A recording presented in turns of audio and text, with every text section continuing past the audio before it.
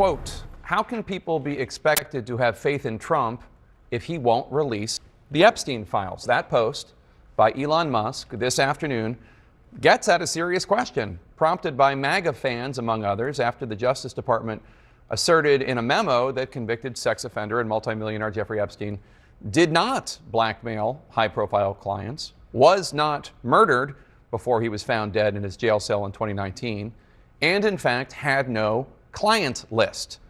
Despite the fact that the very same administration officials are now asserting there is no there, many of them were the ones ginning up the controversy before President Trump was reelected and while they were in office. The Justice Department memo, first obtained by Axios, also comes 1 month after the billionaire Tesla founder took to his platform X as his alliance with President Trump dissolved. Quote, time to drop the really big bomb.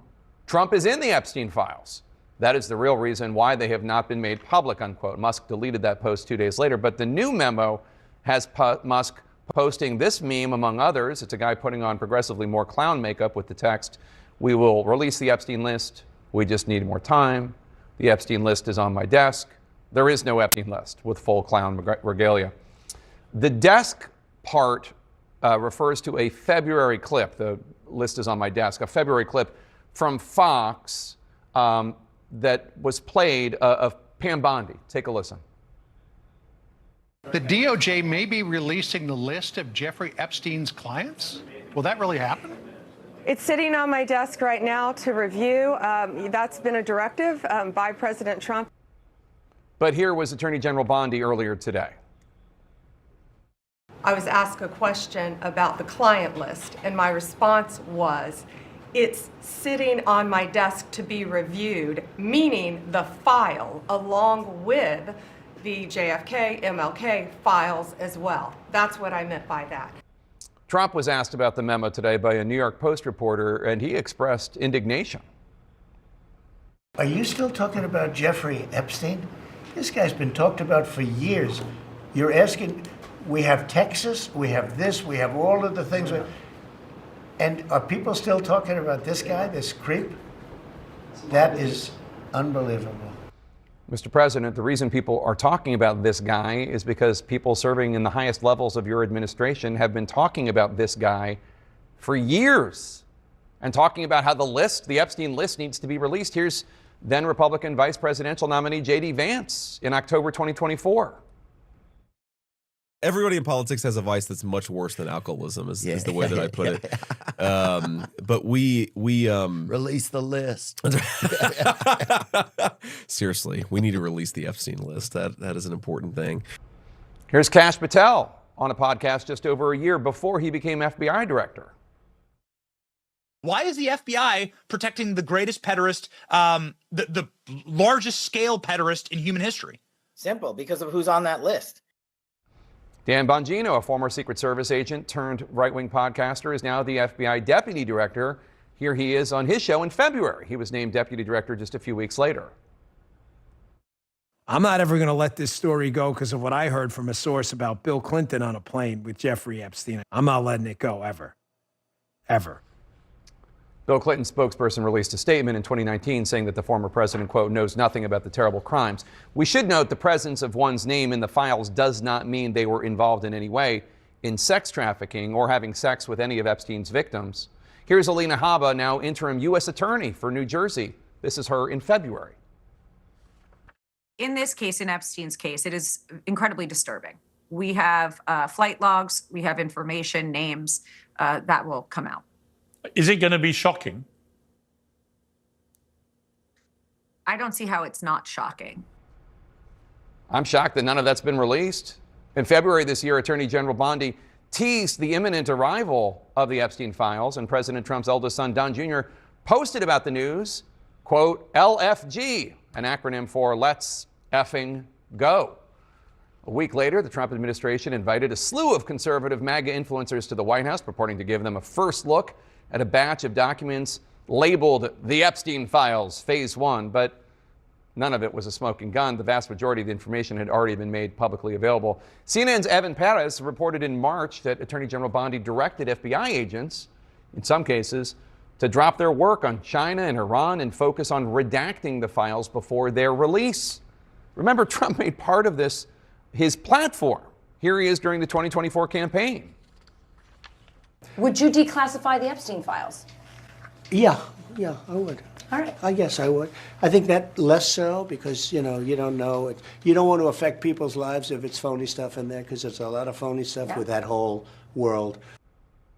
So what's really going on here? I mean, what's really going on? Well, experts such as our friend Julie Brown from the Miami Herald, who's been covering Epstein for years, say that the notion of Epstein having an easy-to-access client list is likely a red herring. And that's what the Trump administration is relying on, that there likely isn't a list per se. But they are also now relying on the fact that because it's MAGA influencers who often put forward so many falsehoods, legacy news media won't push the point, that while there might not be a list, there are certainly files that can be released. There's a trove of information that the Trump administration is right now refusing to share. Information that could well point to the powerful folks who availed themselves of the sex trafficking victims of Jeffrey Epstein. If you go, for example, to the FBI vault online, you can see that there are 22 files containing thousands of pages. Most of them are heavily redacted. Now, sure, of course, redact the names and identifying characteristics of the victims. But why not make the victim testimonies public? As Julie Brown points out, there's still so much we don't know from the investigations by U.S. attorneys in Miami and in New York, witness interviews in the U.S. Virgin Islands and New Mexico. Brown writes that there's still more evidence that hasn't been published, including, quote, Epstein kept video cameras in most of his residences, and Epstein's autopsy, nor the report of the investigation into his death, has been made public.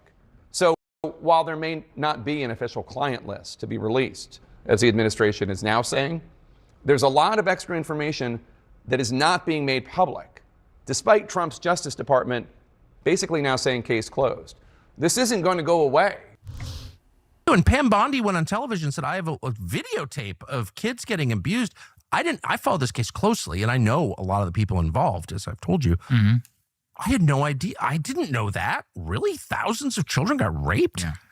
Who raped them? Where are the rapists? Like, why aren't they in jail? What? This is the life. Department of Justice. Yes. That is so crazy. This is honestly one of the craziest things I've ever seen in my entire life. And I just think it's very dangerous to play around with this stuff. Like, very dangerous. Well, I don't want a revolution, but if you wanted a revolution, this is how you would act. All right, Jamal, what do you think hearing that from Tucker? Well, first of all, Tucker is being dangerous by alluding to something like a revolution when we're talking about the MAGA people, because we know that MAGA forces have been willing to use violence in pursuit of their political aims. We saw it on January 6th. You know, Gretchen said something a second ago about is Trump covering for Pam Bondi. But the question also may be, is Pam Bondi covering for Trump? We just really don't know. Donald Trump has been very forceful. He's a great television performer. When the question of Epstein comes up, every time he dissembles, he attacks the reporter. Remember before, he'll release the UFO files. He'll release the JFK files. Will you release the Epstein files? Well, I don't know if we should, do that. Innocent people may get wrapped up in that. I just think something's going on here. We got to keep asking the questions until we find out what's really happening, and they should just release the files. I mean, right. I mean, that seems to be the point, Gretchen. At this point, and this is something that has been spun up, right, by some of the very people who are now saying, I mean, when Kash Patel and Dan Bongino came out recently and tried to downplay the Epstein files, they were eviscerated by the MAGA base, right? And now this is putting the whole thing on steroids. Far-right activist Laura Luma, Gretchen, we know Trump listens to her. She has been hammering Pam Bondi on social media. She posted, how come we can't talk about what a dumb, lying bimbo Pam Bondi is? J.D. Vance, please encourage President Trump to fire Pam Bondi. She's a disgrace. So what do you hear when you hear this? I mean, look, Laura Loomer, we know, has had very specific, tangible influence on Trump on big decisions. Yes, in national security, specifically in the last few months. I do think she has Trump's ear.